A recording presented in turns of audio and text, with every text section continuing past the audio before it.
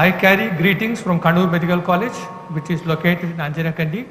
This is the only cinnamon garden, the second largest cinnamon garden in Asia.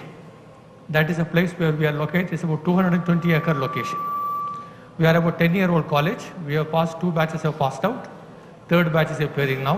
We have got PG courses started in pre and paraclinical, extra forensic, and in clinical subjects, psychiatry and ophthalmology. Now, if you ask me about my topic, pitfalls, in one word, if I say, whatever my previous 3 speakers spoke, Brigadier Pillai, Dr. Roy, and also Dr. Vijay Kumar, if you don't do that, that's exactly what is this.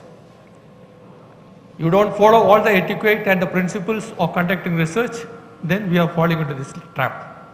Now, we have almost half the session through. Let me see how many of the students are motivated to take up research. Raise your hands. That's a good number.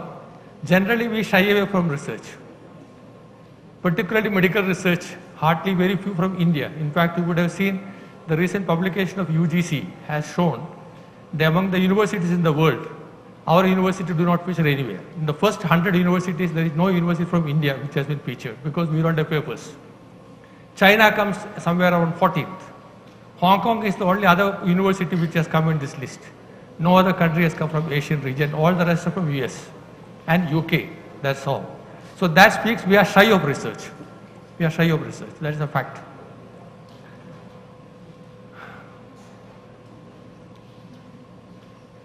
Research is a double-edged sword. You can do good, you can do bad.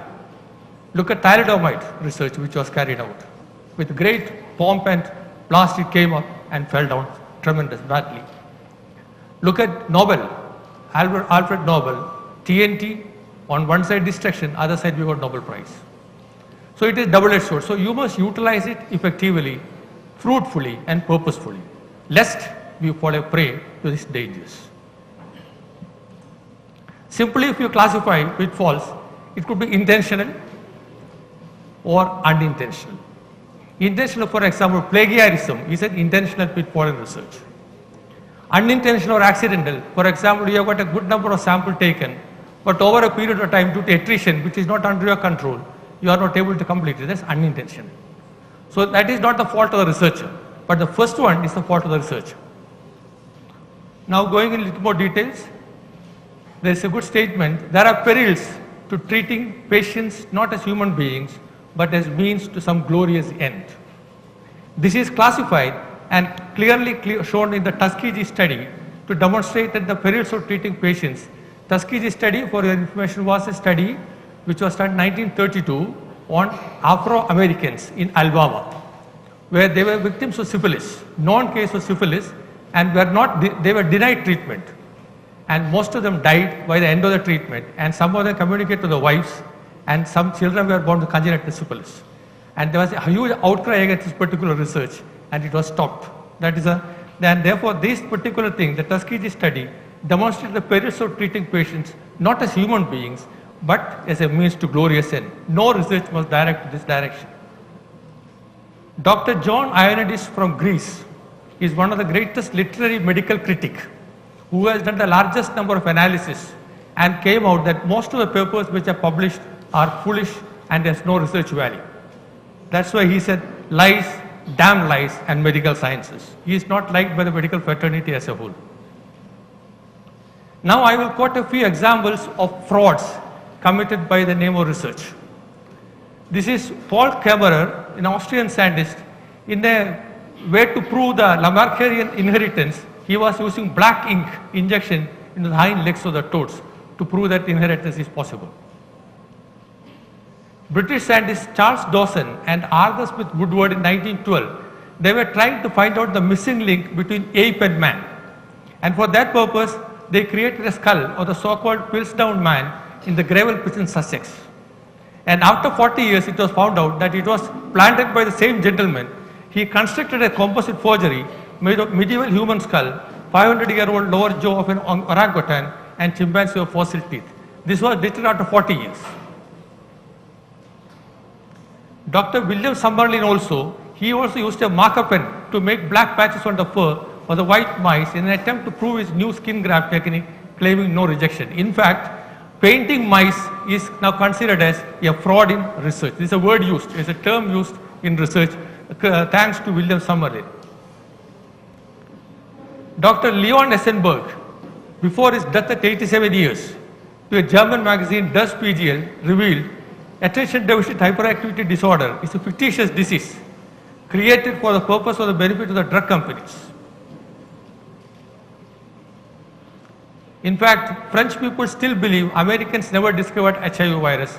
There was it a discovery or was it a specimen sent to them identified by them? Scott Rubin published 21 papers out of 72 was found to be containing fabricated data. Can you identify this gentleman? This lady, they are not husband and wife, but they are married to one thing in common, that is fraud. Professor Huang Woo Suk, the latest, it is 2014 episode of National Open University Seoul with Gerald Schatten of University of Pittsburgh, Pennsylvania, 2 papers in Science and 1 in Nature. Both are highly impact-carrying journals on human embryonic stem cell research and cloning of an Afghan hound was found to be all using fabricated data. And the lady is Haruko Obokota from the Riken Center for Developmental Biology, Kobe, and their associate Charles Vacanty, anesthesiologist at Harvard Medical School in Boston. Their publication in Nature on January 30th carried complete duplicate image from National Institute of Health. Our own Indian doctor settled in US, who was a professor of surgery in the University of Connecticut in US, he has published more than 145 counts he has been found. His papers were on red wine to cardiovascular health, which was proved to be wrong. Of course, our Indian trial, as you are aware of, HPV trial and PATH were conducted in Khammam and Gujarat Vadodara district, about is very well known about Cervavax.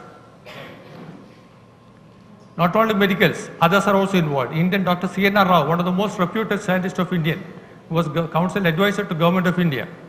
He and his associate Krupanidhi from the Indian Institute of Science of Bangalore, they have incorporated a verbatim text from earlier paper by different authors in Applied Physics Letters, and they published in Advanced Materials. This is another research associate, Fasrul Rahman Khan, his teacher Swarnajit Singh Kamiotra from Chandigarh also have done similar trick and fabricated data they used.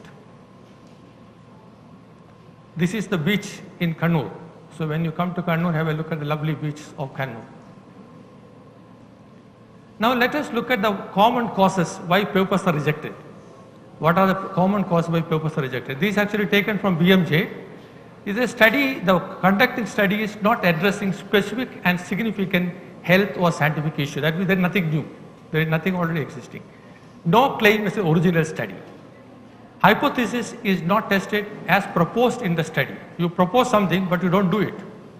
A different type of a study should have been done. That means your adopted study is faulty. Then compromising on the original study protocol, as the study goes on, you change it. Other causes are inadequate sample size, faulty control selection, and drawing unjustified conclusions, and conflict of interest among authors, and lack of clarity in the presentation of article itself. What is systematic error in medical research? Systematic error in medical research means, otherwise known as bias, is any systematic error in design of the study, data gathering, analysis, interpretation, and dissemination of results that finally lead to underestimation or overestimation of the effects of a given exposure on a specific outcome. So that is this was the most common error which you detect in research methodologies. There are 2 types of systematic errors in medical research. Actually, the people coming, there is an epidemiologist sitting in front of me, they will be discussing this issue in detail. I am just touching it upon. There are 2 types of things, selection bias and information bias. Selection bias simply means your sample you have taken is not representative of reference population. Whereas information bias means your outcome as well as exposure have been measured in a wrong way. So these are the 2 major biases. And now these are the different types of selection bias. I will not deal in detail. I am sure that will be dealt by the epidemiologist. So I will not deal in detail with these things. These are another set of selection bias. These are the information bias. In addition to these bias, we have got Hawthorne effect and ecological fallacy, which also Hawthorne effect, as you know, is the when the researcher is present, they perform better. When the researcher goes away, the results also go hayward. Ecological fallacy means from the community you cannot apply it to individual. That also does in this type of research studies. So one of the ways to compensate this is to increase the sample size. You increase the sample size, which would develop systematic errors and associate phenomenon to a great extent, though all of these are not completely eradicable. That means some element of bias will be there which you can't avoid. High quality epidemiological study must always aim. What is basic aim in epidemiological study is to estimate the parameters as accurate as possible. Accuracy in terms of random and systematic errors. And when you say study is valid, you have got the lowest systematic error. And when you say study got precise, it means the lowest random error. That's what it means. This is the famous folklore of Kannur, only available in Malabar. It is known as Teyyam. Now let us see the statistical errors in research. I am not an expert in statistics. In fact, I shy away from statistics. That is the truth. I am not an expert. So this is the various statistical errors in research which are grouped under design of the study, data analysis, statistical methods applied, interpretation of results and presentation of study data. So these are the various major headings under which statistical errors have been grouped. Under each heading we have got statement of aims, sample size, randomization errors and control selection. Under data analysis you apply wrong statistical test. Under statistical method, you failure to specify or define all tests used clearly and correctly. And then wrong names are used for statistical tests. We will not deal in detail with all those things. This is one area of very interest as far as literature is concerned, publication is concerned. Conflict of interest. What do you mean by conflict of interest?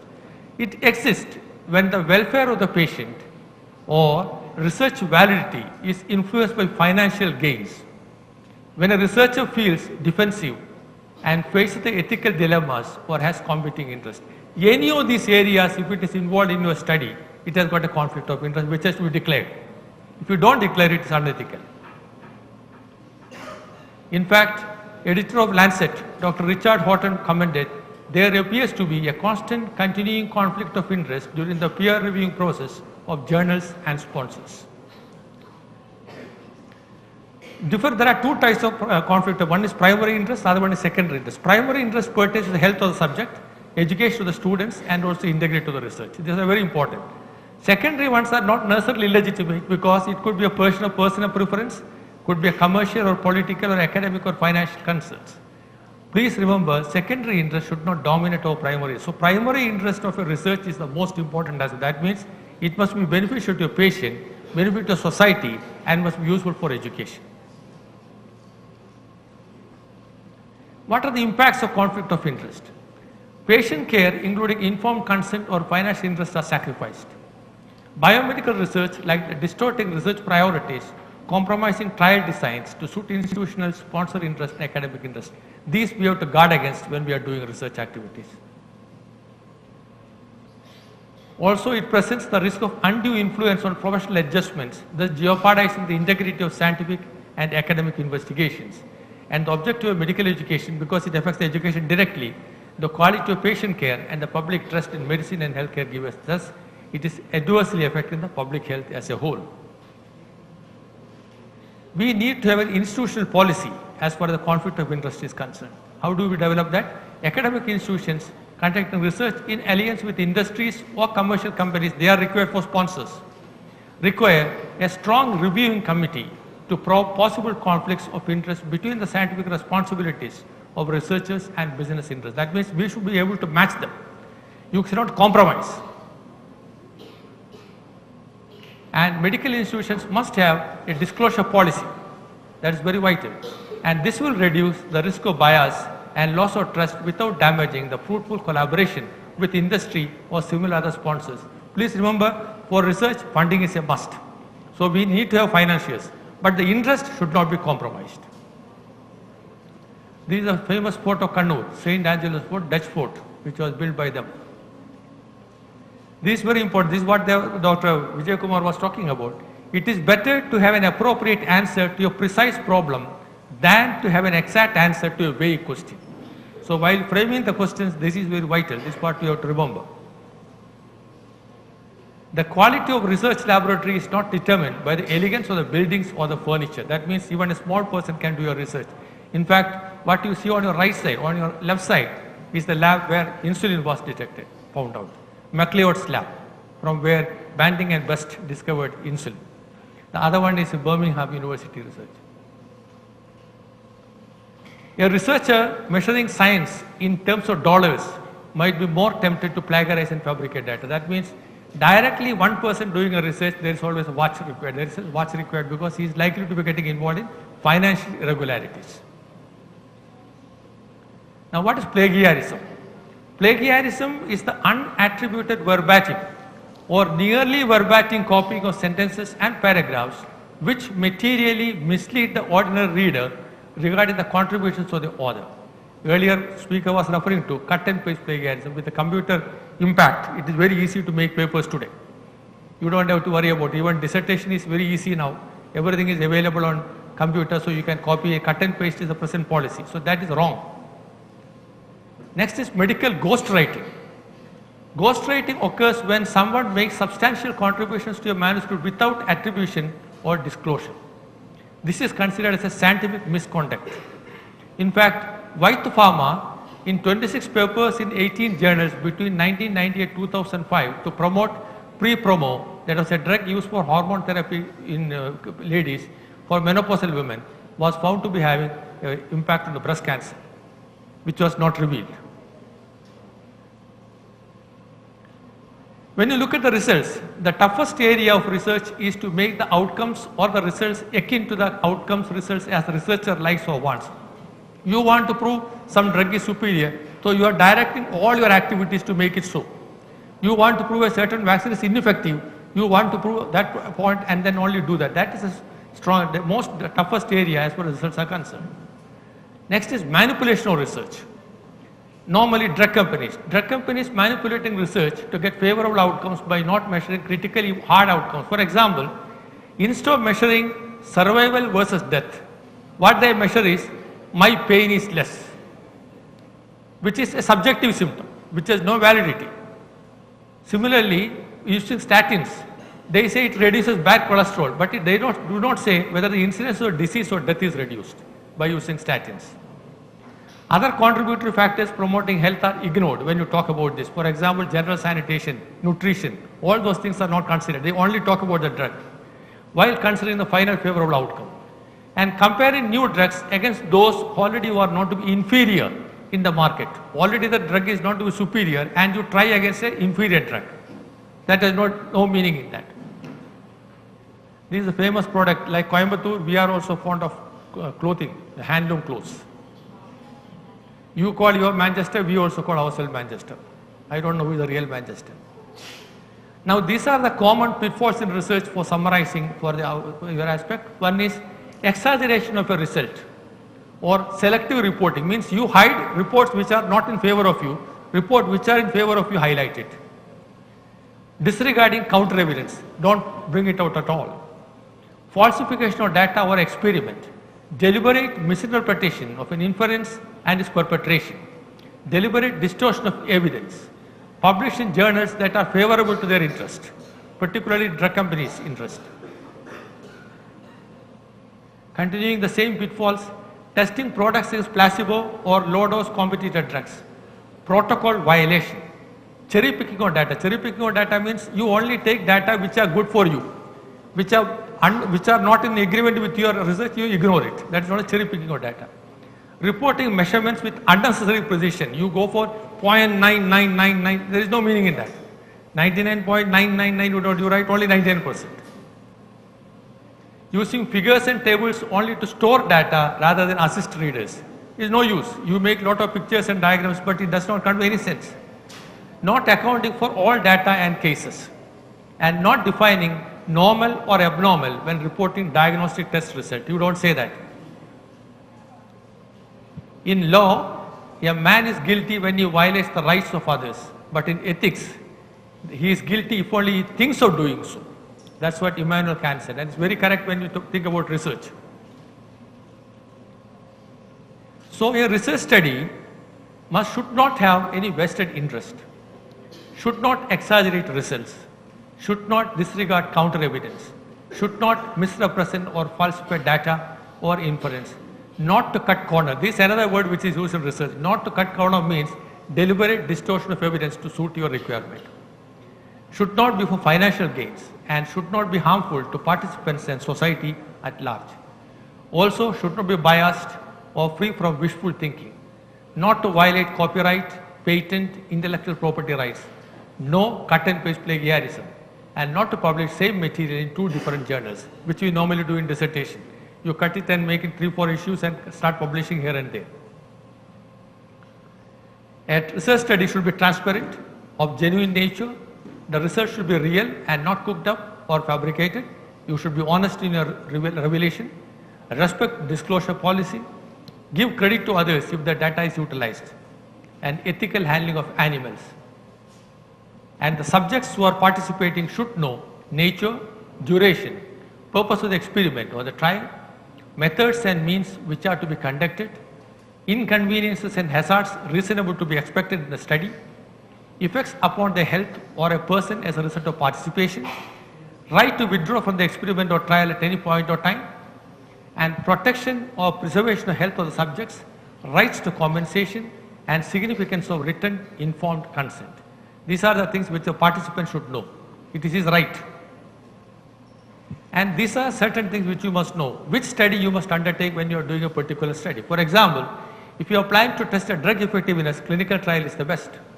If you want to do screening test or diagnostic test or risk factor association, do cross-sectional study. And longitudinal cohort study is best for prognostic studies and case control study for causal association, especially rare illnesses. And also when you take up a research material, you must know what is the clinical significance and what is the community advantage.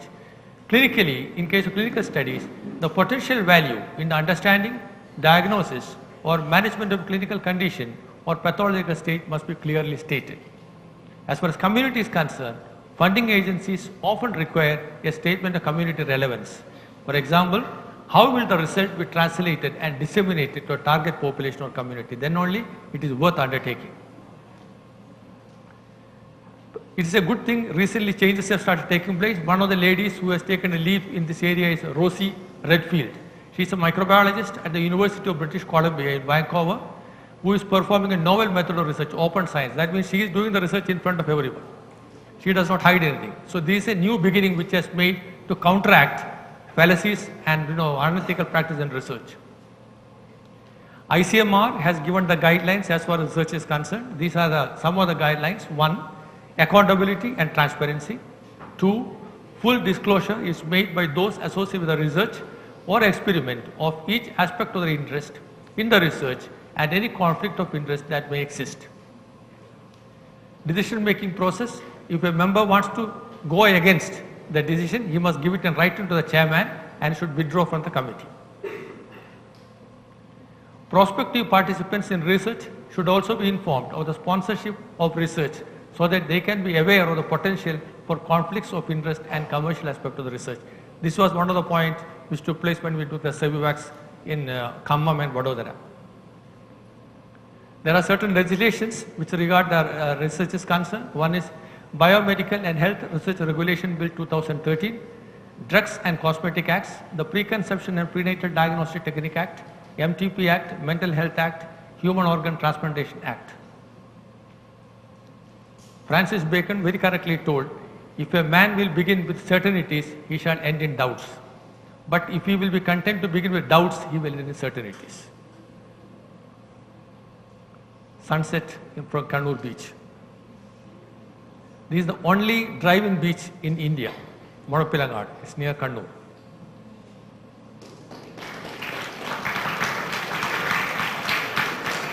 So before I conclude, let me quote a discussion between 2 great people.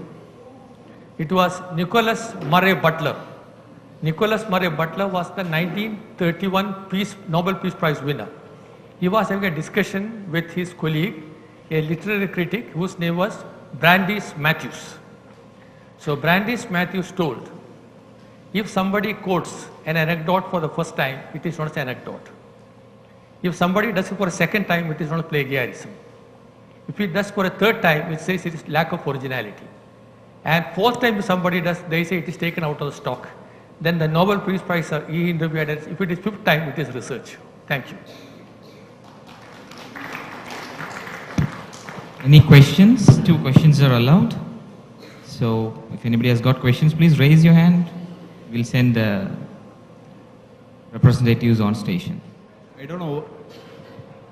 Am I audible? Yeah, I don't know why all people are silent and not asking any questions, because everybody have ton of questions to ask in this session, because every one of us, we have done research, we have had great pitfall during those research, and I don't know about others, but many of we have manipulated data during our PG times, and I have one small suggestion first, one clarification I want to ask.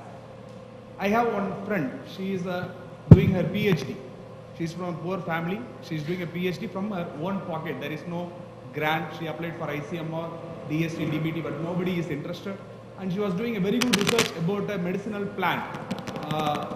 And she got some Vista rats, and she painted, she got made them diabetic rats using SDZ, and she was checking whether this drug is really an anti-diabetic drug or not.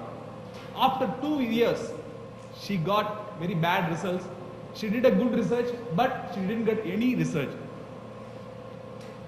Now, what about her PhD, sir? Now, what I am suggesting is, the people who are in the topmost fraternity in India, they are not ready to accept bad results. They want good results only.